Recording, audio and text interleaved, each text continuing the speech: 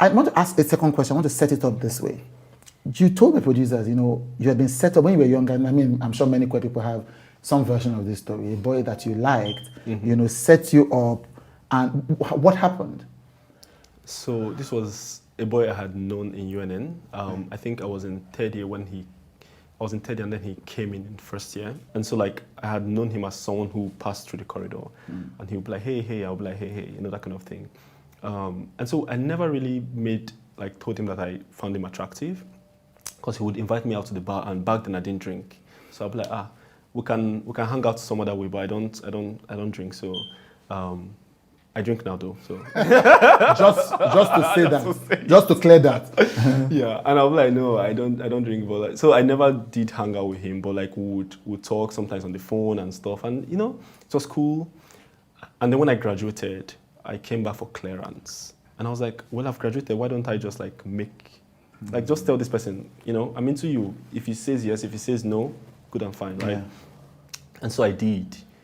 And first, what I did was actually just ask him if he was queer, and he was like, I'm not, no, what, that's that kind of question, that kind of reaction. I was like, okay, cool, no wahala now. And then later that evening, he calls me and he's like, oh, when you were asking me that thing earlier in the afternoon, I was a bit shocked that you would be so direct. But do you want to come meet me at Grace Manor? It's a bar, this, that. And I was like, it was late.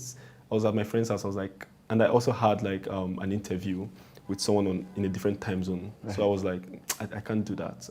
So tomorrow, I said, okay, let's meet tomorrow in front of the school library, which is a bit more open. And the next day was Saturday, so the school was a bit empty. And then we went to the library, towards the library area. The guy is like a theater arts person, and that's the part of theater arts was a bit deserted. Right. So I didn't also want to meet him at theater arts. So he came, to the library, part of the library, and then we're having a conversation. It was going well, but then I was feeling uneasy.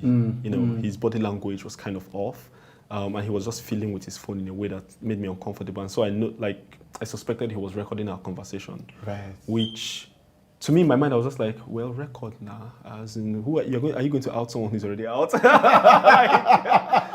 Yeah. Right. Which. And then he did, and he was like, okay, he's hungry. I was like, okay, I don't have much, but I'm also hungry. I was going to eat. I'll buy you a meal. Let's go to Chitty's. And then we walked. And while we were walking, I was noticing how deserted everywhere is. So I began to tell him how if he tries I'm out and my friends, if you do shit, my friends will finish you. Just to discourage him. But then it didn't discourage him. We went to Chitty's, we sat down, and the next thing I heard, 2 guys just come and sit down with us. Okay. 2 or 3 guys, I can't remember now, but 2, yeah. Come and sit down with us, and they're like, what do they tell our friend, And you can always see when a man changes his countenance. It's, you're smiling with somebody, and just immediately, that countenance changes. And I think anybody who has been at the mercy of men can understand, what I'm trying to describe. That one's powerful. Anybody who has been at the mercy of men. But, so that's just, I was just so very, I saw my choir master's children close by, and so I went to them. I was like, "Is your daddy with you here?" And they were like, "No." I was like, "Shit," because if their dad was there, I was like, "If you tell him I was on top of a man," he'd be like, "So what's your business?" Even you don't harm someone that. Anyway, I went out. I told them I don't have anything to talk to you. See the person. Your friend is the person I'm having a conversation with.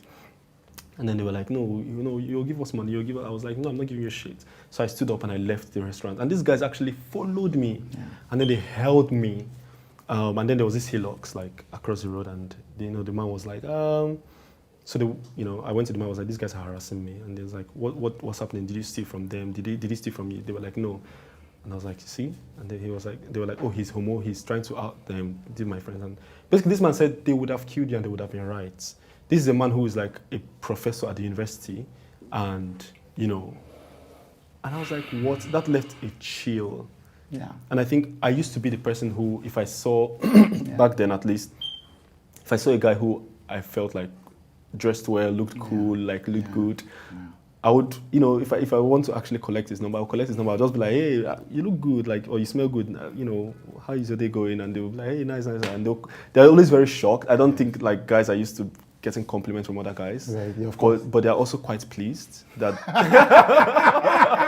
that someone said you look good today, and then they give me their number and we chat on WhatsApp, and then usually it's like, oh, I'm not gay, and then they want to start pushing. I'm like, hey, bro, don't be acting. I haven't seen gay people in your life before. You're in university, and then the conversation will change. But after that experience, I found that I became more like reserved, withdrawn, like